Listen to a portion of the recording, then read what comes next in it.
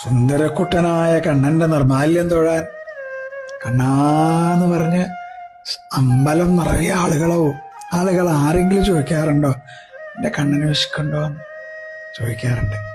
വൃന്ദാവനത്തിലെ ഗോപികമാർ ചോദിക്കും.